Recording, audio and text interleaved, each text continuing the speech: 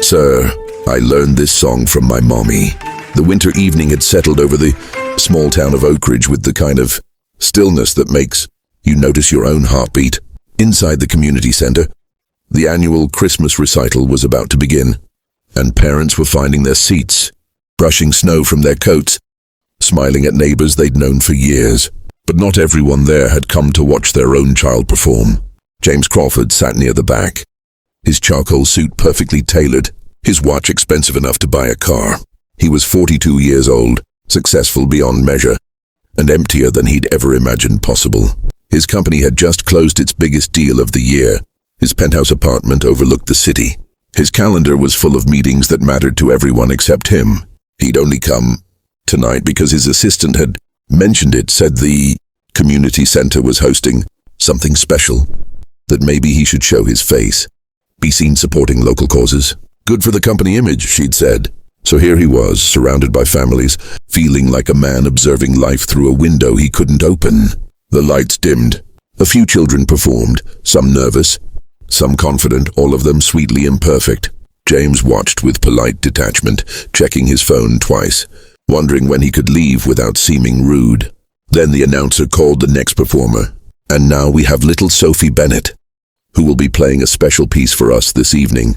The audience applauded as a small girl walked onto the stage. She couldn't have been more than 6 years old, wearing a deep red velvet dress that reached her knees, white tights and little brown boots. Her blonde hair was pulled back with a delicate bow, and her face held that particular kind of seriousness that only children possess when they're about to do something important. James glanced up from his phone and found himself watching her. Sophie climbed onto the piano bench with careful determination, adjusted her position and placed her small hands on the keys. For just a moment she looked out at the audience, not nervously, but as if she were searching for something, or someone. Then she began to play.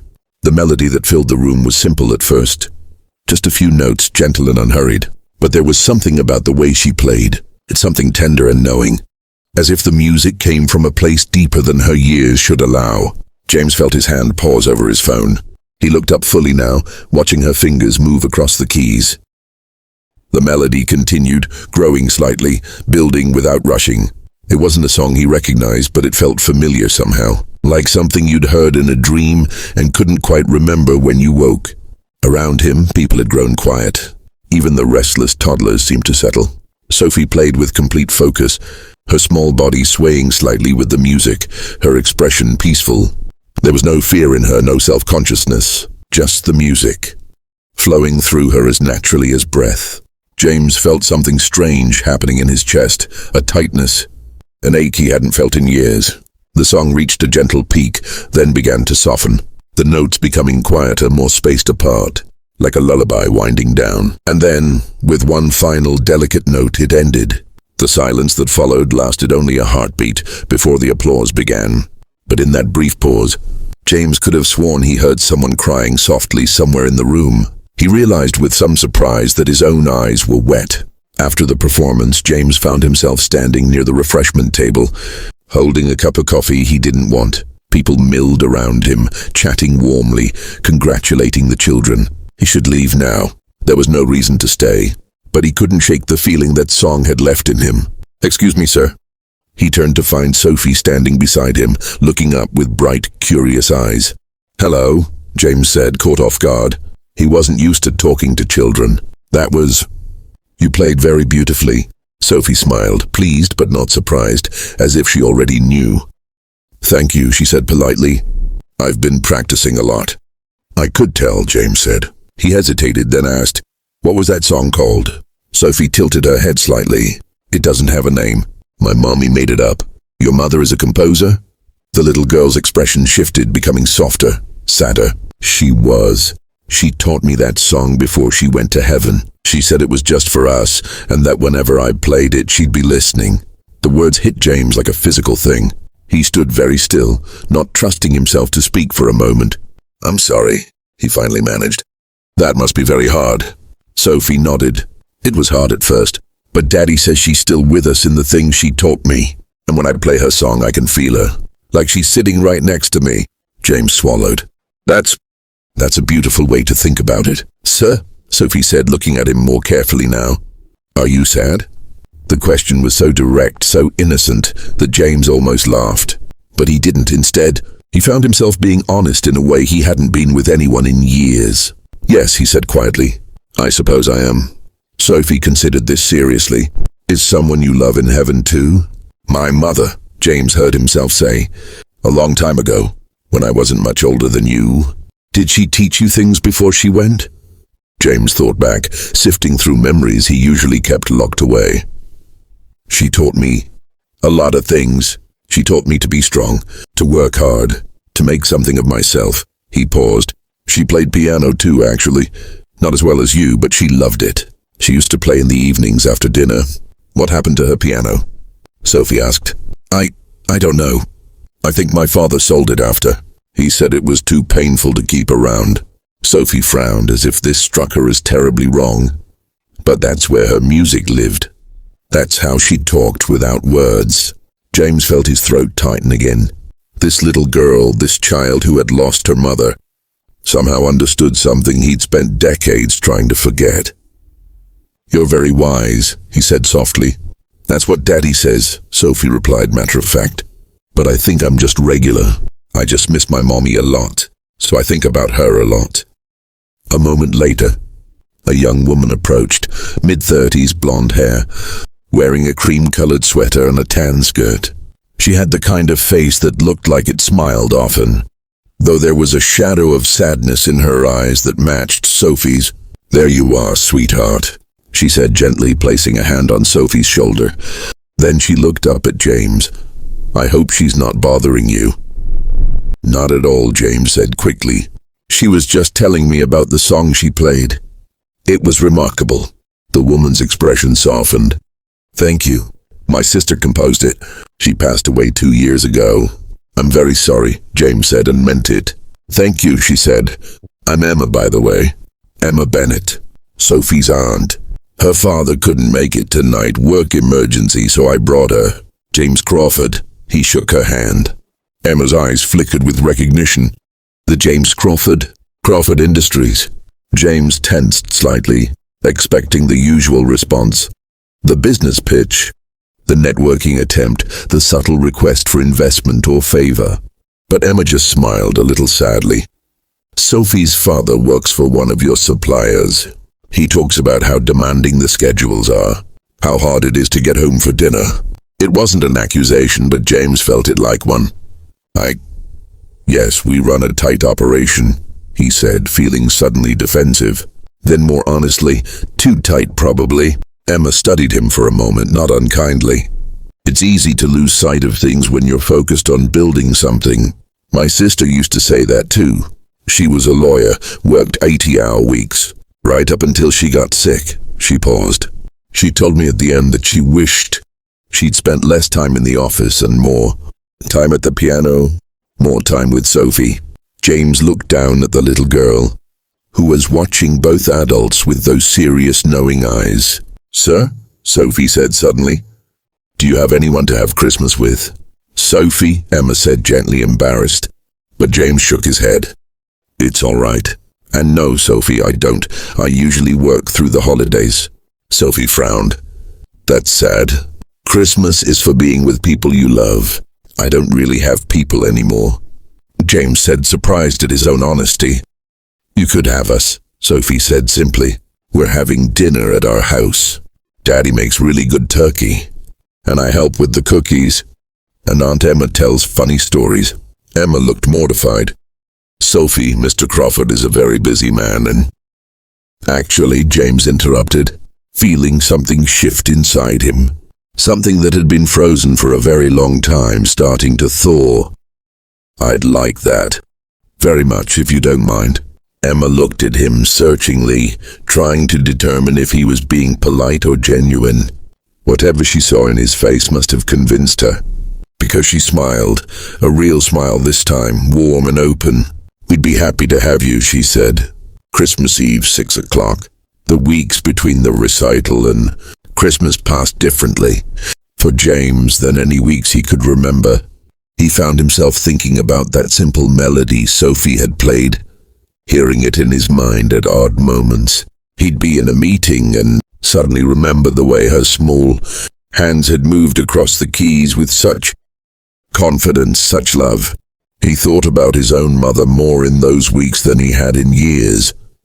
Not with the sharp pain he'd trained himself to avoid, but with something gentler, a kind of bittersweet longing, like missing an old friend. On Christmas Eve, James left his office at 4 in the afternoon. His staff looked shocked. He stopped at a store on the way to the Bennett house and bought thoughtful gifts, a beautiful shawl for Emma, a set of building blocks for Sophie that he remembered wanting as a child, and a bottle of good whiskey for Sophie's father, whose name he'd learned was Daniel. The house was a modest 2-story in a quiet neighborhood, the kind of place where people knew their neighbors and waved at each other in the morning.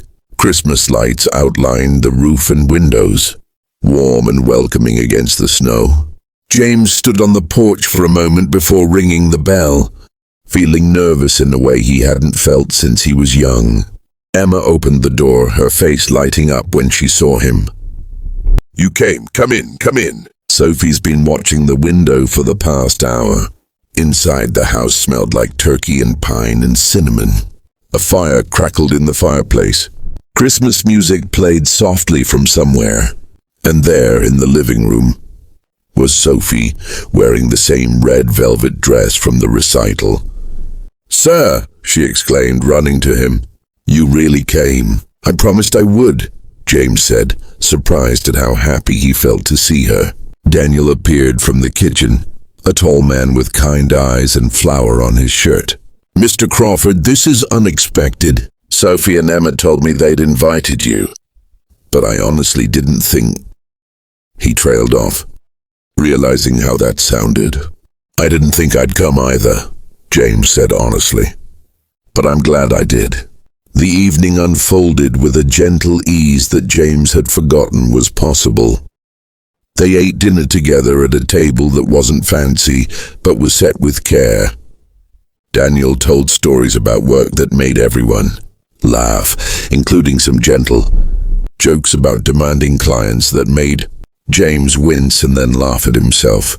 Emma shared memories of Christmases past, of her sister Sarah, and the traditions they'd kept. Sophie mostly listened, eating her dinner carefully and asking James questions about what it was like to run a big company. Whether he had a dog, he didn't, and if he knew how to ice skate, he did once upon a time.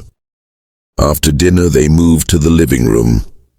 Daniel put on a movie, but Sophie had other ideas. "Can I play Mommy's song from Mr. Crawford again?" she asked. James looked around, realizing for the first time that there was a piano against one wall, an upright, well-loved. It's wood-polished, but showing the gentle wear of many hands. Many songs. "If Mr. Crawford would like to hear it," Emma said. "I would," James said quietly. "Very much." Sophie settled onto the bench, and once again her small hands found the keys. Once again, that melody filled the room, tender, haunting, somehow both sad and hopeful at once. But this time James wasn't just listening. This time he was remembering.